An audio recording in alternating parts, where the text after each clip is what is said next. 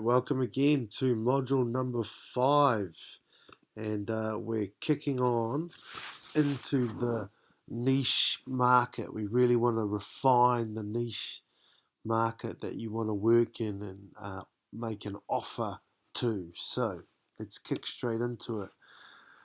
Recap from last week.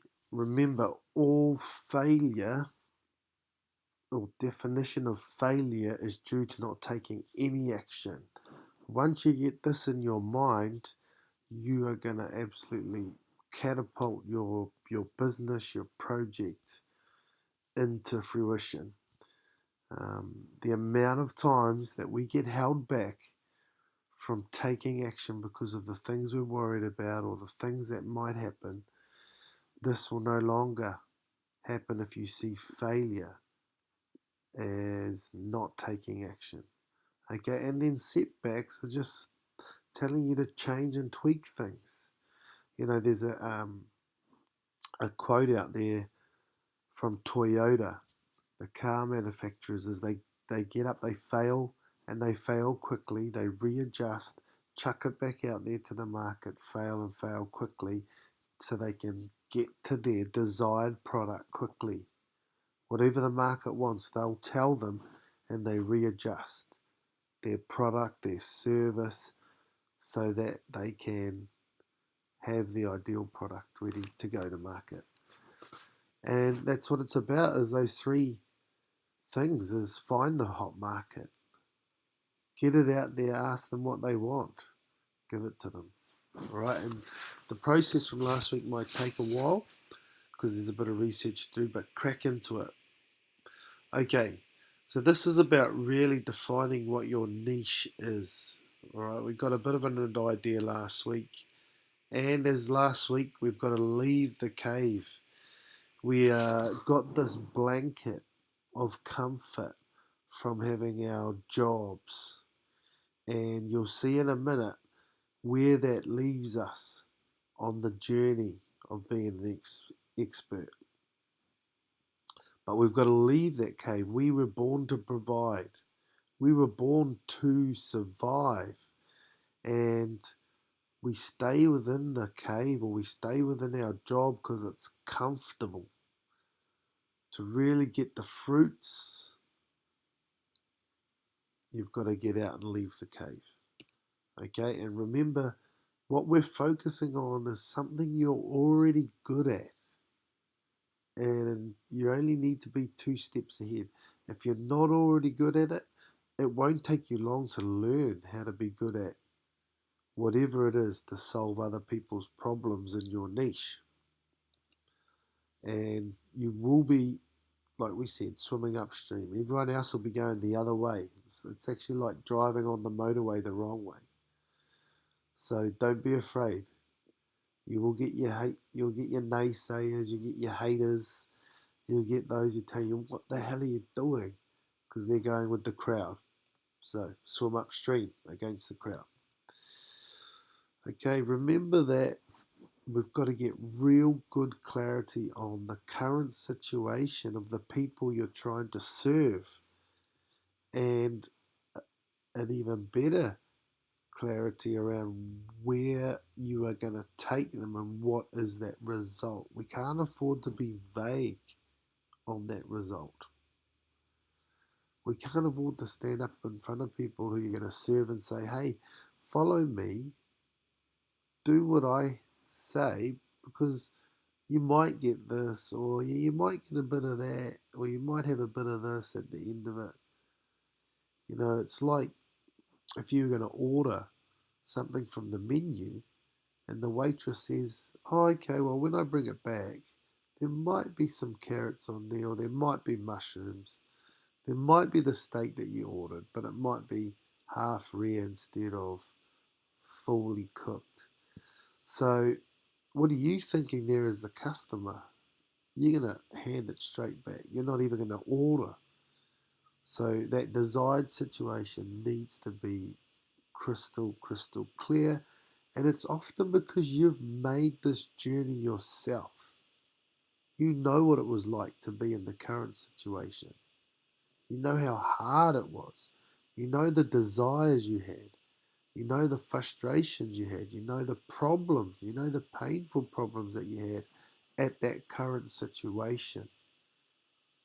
And you are taking them to the desired situation, which at times you may have achieved, and you know what that result will look like. Because there's only three things that will get people to engage with your services. Number one is they can't get to that desired situation on their own. So they're going to engage your services to help them.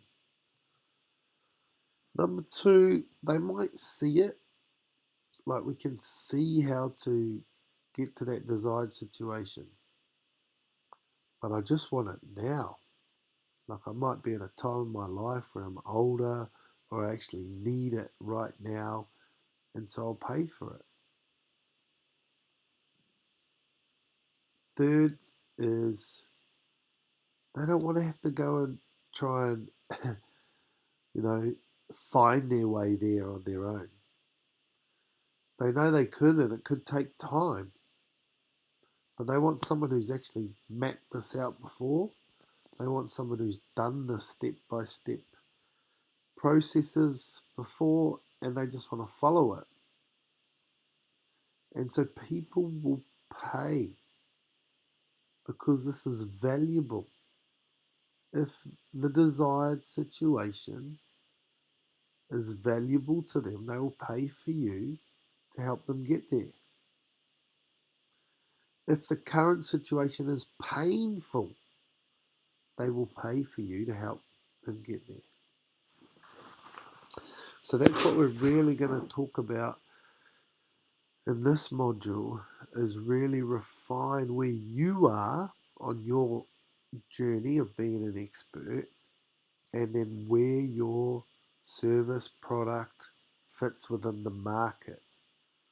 Okay, and so this model here came from a course I did with Sam Ovens, who's a Kiwi consultant, and it's a great model just to outline the pathway or journey that you're going to take as an expert. And when you think about it, you start off in life in whatever endeavours that you partake in as a generalist. You do a bit of everything. And then we slowly move down and we find things that we're really, really interested in. And that becomes maybe your specialty. And so after you continue to do your specialty skill, you master it. And then once you master it, you actually move into this proof of concept phase where it means like you've got these secret recipes. It's a process, it's a system, it's a step-by-step guide to help people do what you were good at, what you're an expert at the niche mastery stage.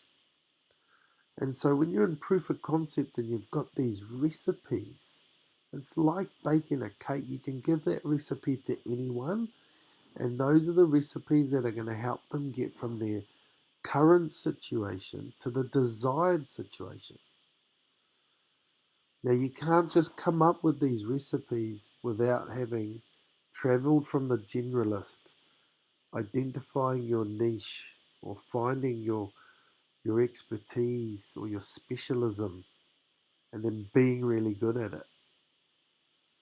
And we quite often do that, those first three processes, without noticing what it is we do. What is our secret recipe? So you're going to have to notice and analyze yourself a bit closer so you can come up with your proof of concept or your recipe.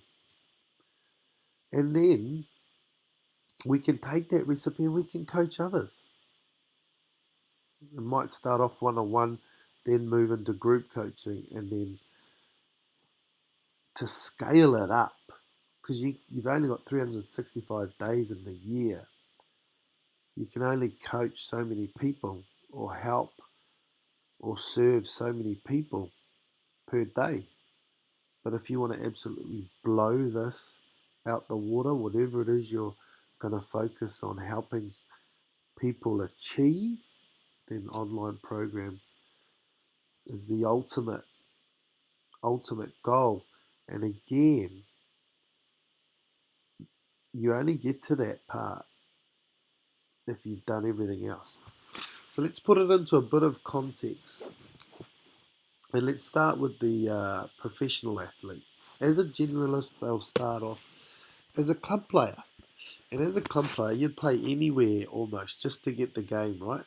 And if you're starting out in your sport, you might still be finding your position.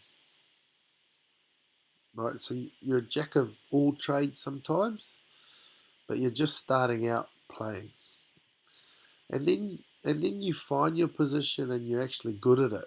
And you might get picked for a rep team. And then you realize, right, this is my position. I want to train hard in that. I'm going to actually train specifically for that position. It's your niche. I'm going to do exercises, weights in the gym that are specific to the front row, specific to halfbacks. I'm going to do cardio exercises that are specific to this position. That's your niche.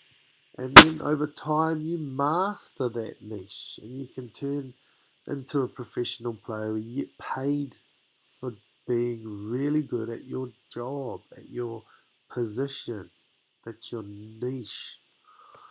Now, in that process of being really good, again, some athletes don't know how they do it. They just do it.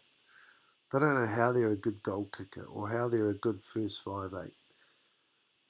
But you have key skills that you are implementing to be good at your position. This is your recipe. This is your proof of concept. And your key skills might be, if let's just take, for example, a halfback. The key skills are how you pass the ball from the scrum, how you get from the scrum to the ruck quickly, how you communicate, how you do those things is your recipe. Okay? Because you've mastered those skills in the first 3 stages. But how you do them is the key. And you'll hear of players who try to coach others and they have no idea, like they're quite vague and they're broad. And they're quite skillful, but they don't know how they did it. So this proof of concept phase is crucial that you unpack how, because that will help when you coach one-on-one to take that person from a current situation to their desired situation. That's all we're doing here as experts. If we can't provide those steps, then we can't help anyone. And so in a sport context, in this rugby context, professional players quite often get asked to go and do some coaching. Oh, can you come and coach the halfbacks? Can you come and coach the props or front row? And so the first step into that is one-on-one coaching. And then when you finish playing, you might end up as a specialist scrum coach or an attack coach or a skills coach. Now, we don't have an online program next, but who knows? You could end up putting an online program together for other specialist coaches. Okay, so that's a sport context. Let's look at this in another context of possibly trying to make some money. And let's look at the area of personal development. It's a massive, massive area where people will exchange money because they get valuable information to help them move from their current situation to desired situation. So I partook in all sorts of professional development, broad, anything that would help me become a better person. Communication, goal setting, mindset, meditation, quantum physics. All of this was very broad. And then I myself experienced, well, first of all, I came across a book around removing interference, and it made a lot of sense. I was quite intrigued, but I myself didn't remove any interference after reading that book. And a little bit down the track, I was talking to a mate who's totally changed his life around relationships, business, and investments. And I said, mate, what have you done? And he talked about doing this course which helped him remove interference. So I did the program and it helped me remove interference. I experienced it, and I experienced what you could say was the desired destination, that desired outcome, that desired result, and it was amazing.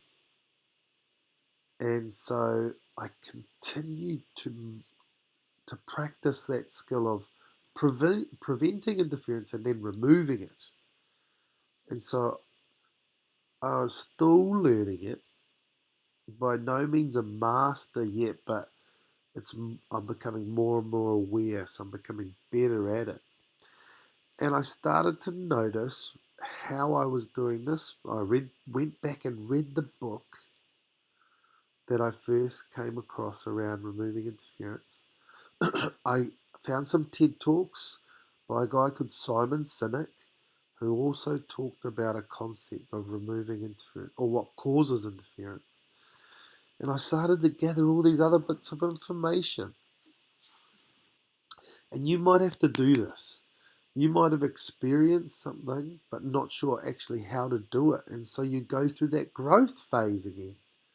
You gather as much information as possible, you read up on, you listen to podcasts, you listen to TED Talks, and you start to make things fit. Go, oh, that's how I did that. That's how I can do that. That's how I did that. And you start making your recipes. And so the recipes that have sat well with me is around the formulas we shared in this program: growth and contribution, the interference formula, and then the two ways interference are created: through broken agreements and self-betrayal. And then through my research and my own experience, which I gathered in those first 3 steps, we have some solutions on how to remove interference.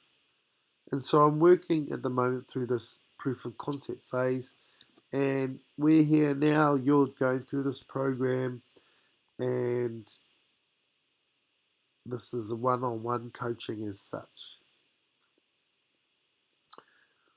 And the next step would be to go group coaching, possibly over a weekend, over a couple of days, where everyone comes into a room, and then down the line could be an online program.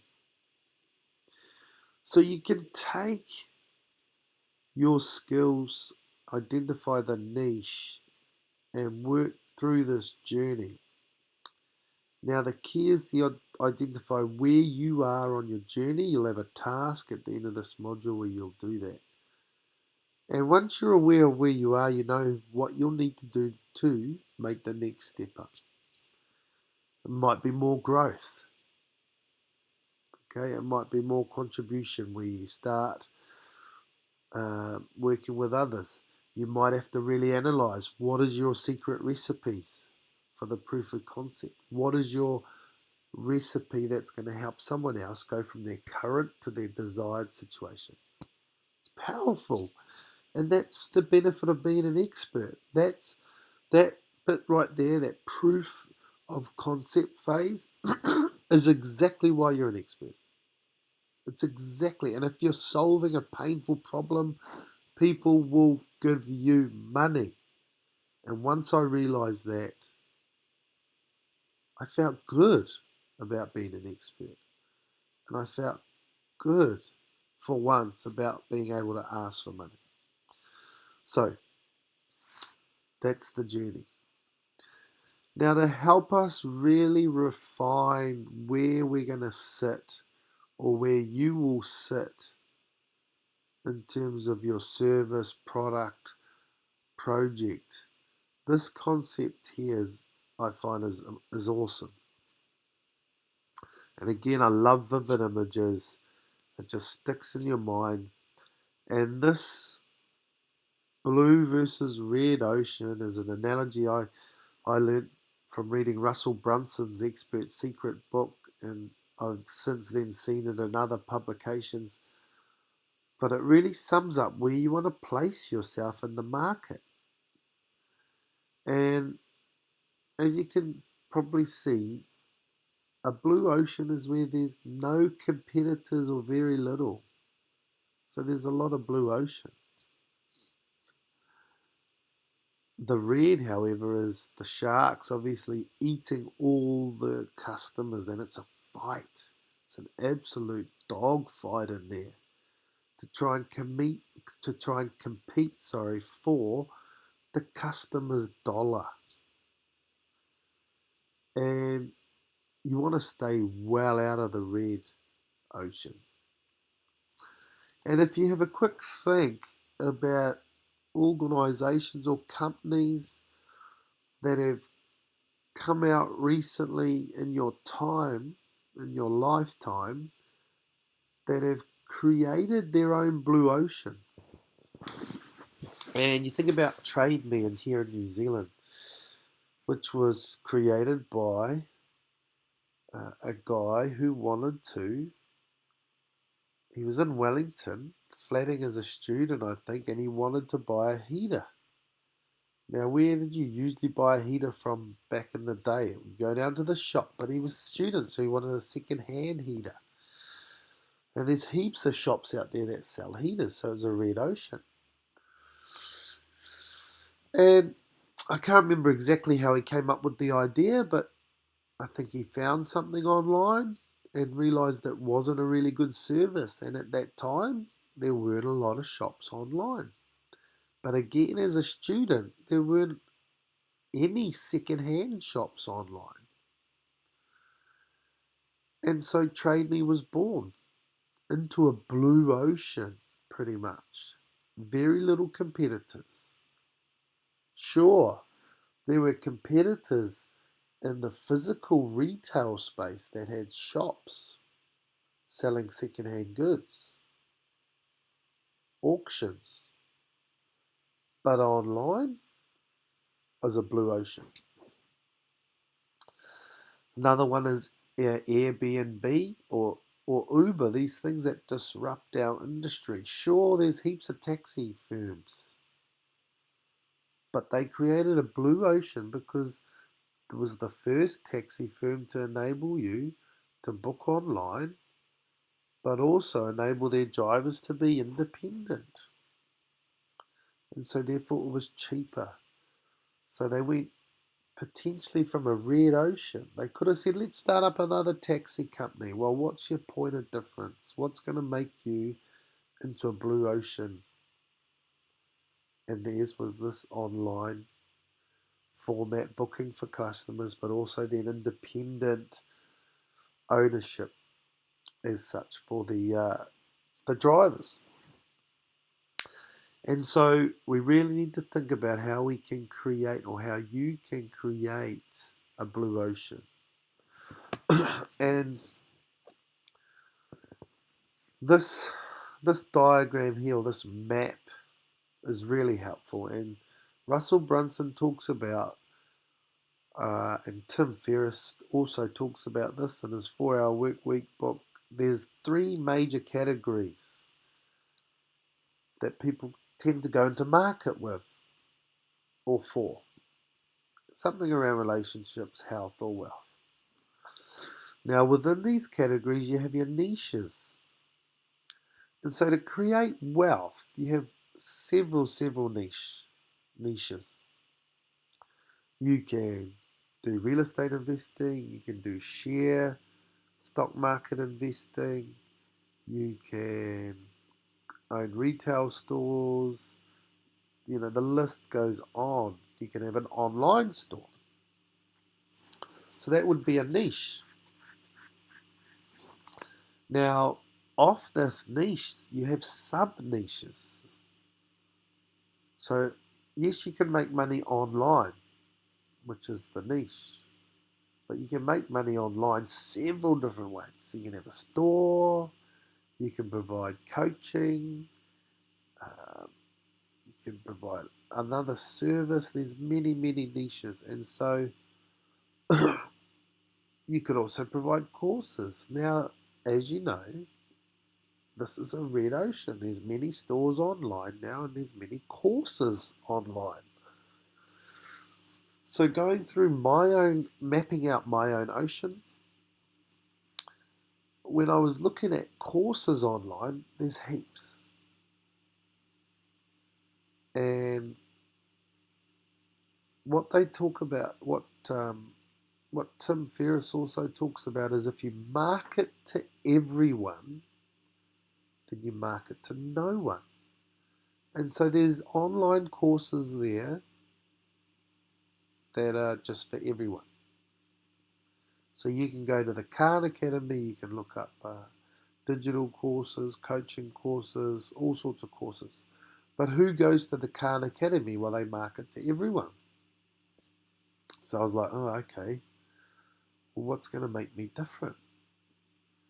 And then so I thought about going back to what my skills were, going back to the industry I know and the painful problem that that industry has, the niche I've chosen to focus on. It's almost a hyper niche, is professional athletes transitioning. And I'll provide an online course and a way to make money online to them.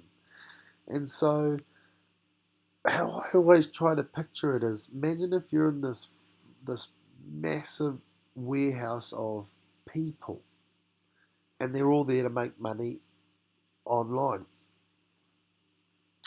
And maybe they're all there to make money with online courses.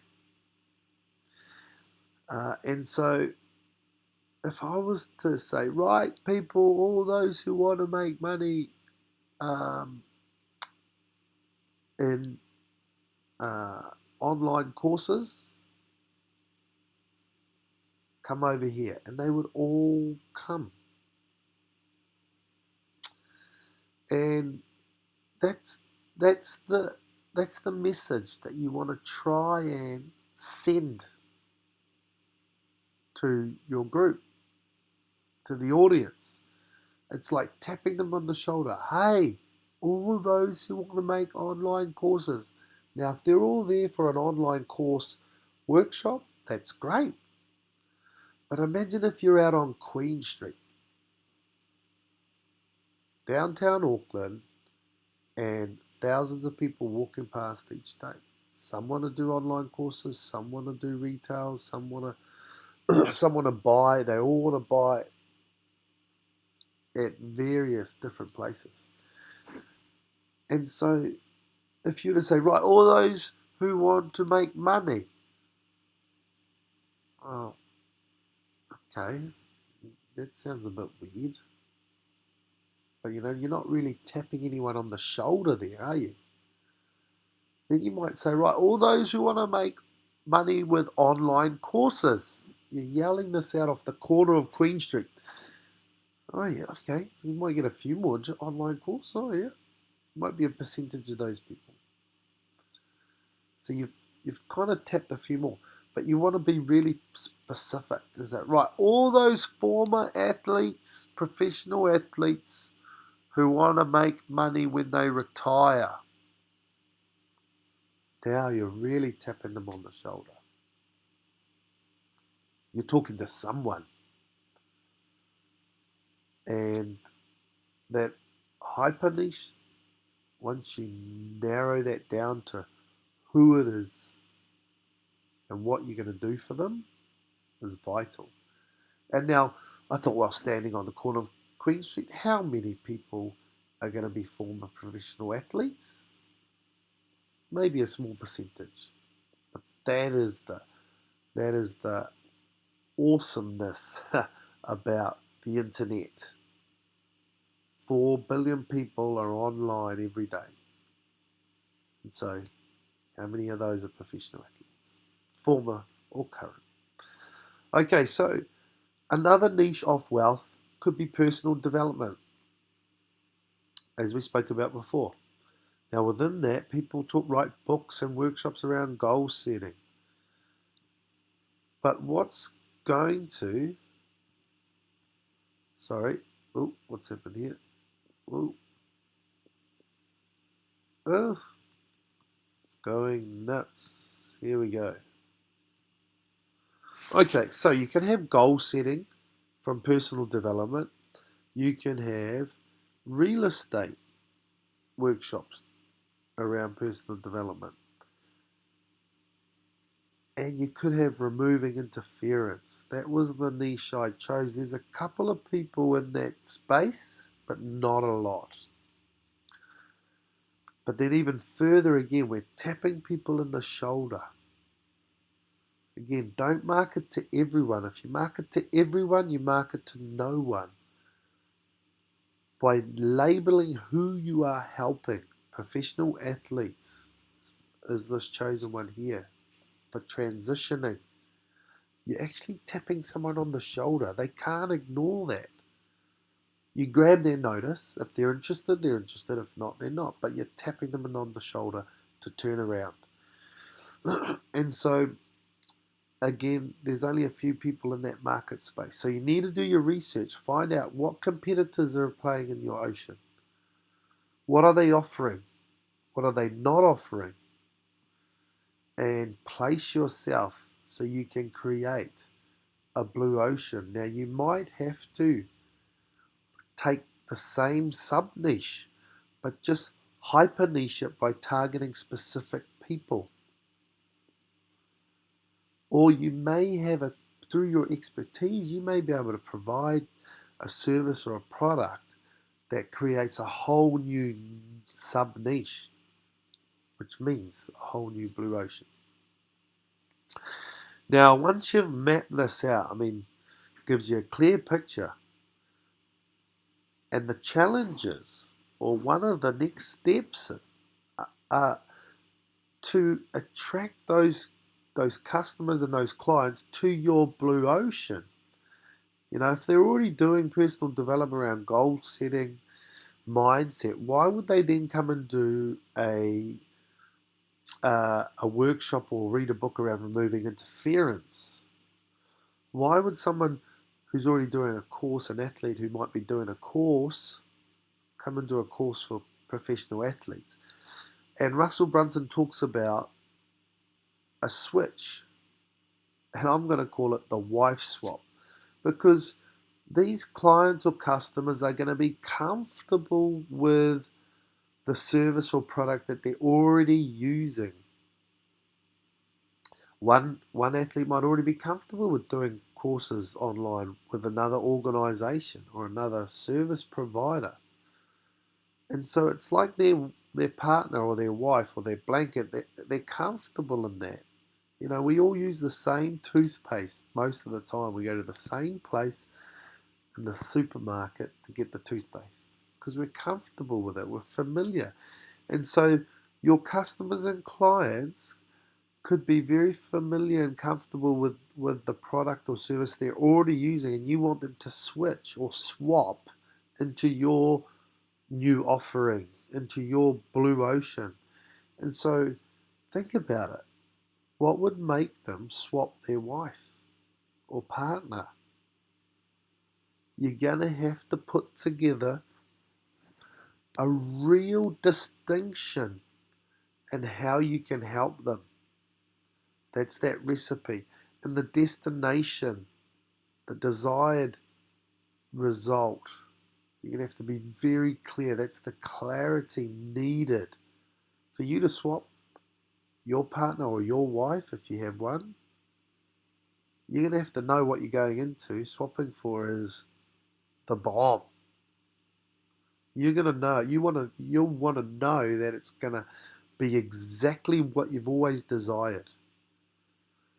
That it'll be the partner or the wife that you've always dreamt of.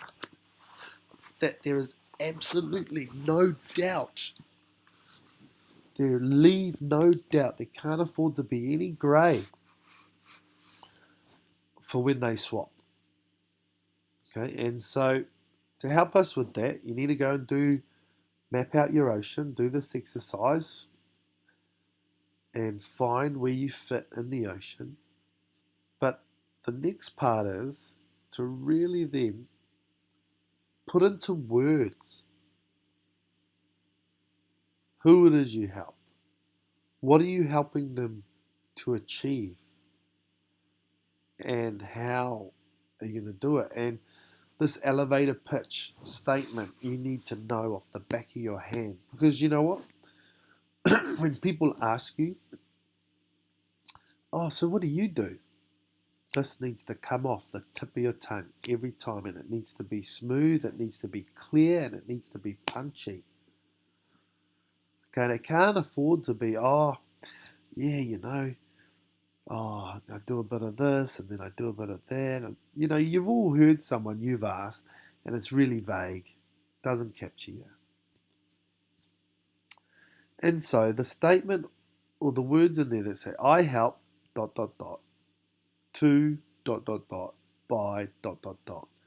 And this is from Sam Ovens, and I believe that it just really crystallizes what it is you're about. Okay, and for me, these are the ones down below. So I help professional athletes to what is their biggest desire.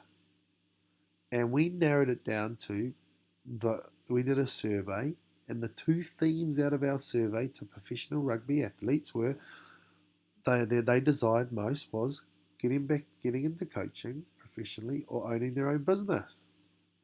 That's what they desired. This was the outcome from the survey. So what do? We put that in there. We're tapping those people on the shoulder. Now, not everyone wants to do that, but we're not marketing to everyone. We're tapping these ones on the shoulder. And how we do it? Through online courses. Okay, so narrow this down. You'll have a play with it. Write all sorts of different examples and find the one that suits. All right, now remember, once you start putting this into action, we just go back to these three points here. If we're not getting the responses we want, if we're doing our research and we're maybe discovering that there's a whole lot of people out there, or maybe not a lot, and then maybe there's not a lot of demand, then it's possibly not a hot market. So we just got to find a hot market. Then you go to that market and you say, hey team, what do you want? And then we give it to them. And so fail fast, fail quickly, readjust, tweak, change it, get back out there. And we come back to these 3 points. So, task for this week. Get into the expert's journey, identify where you are on that journey so you know what you might need to do. You might need to break down your recipe, you might need to do some more growing and gain more information to help solve that painful problem, or you might need to contribute. You might already be at that ability to coach stage, and by coaching you can then break down your recipe. So figure out where you are and then map out your ocean. Get into your elevator pitch so you can nail that. You know where you fit in the market out there. So keep refining, keep working, fight every day. Fight every day to push yourself out of the cave. Stop relying on that 9-to-5 job. You have skills, you have expertise, and you have knowledge. And you have the ability to gain new knowledge quickly in this day and age. So, become the expert you're meant to be. Go out, find out who you can serve, who can you help. Take from the current situation to their desired situation. most of all, make a difference, be the difference. JT out.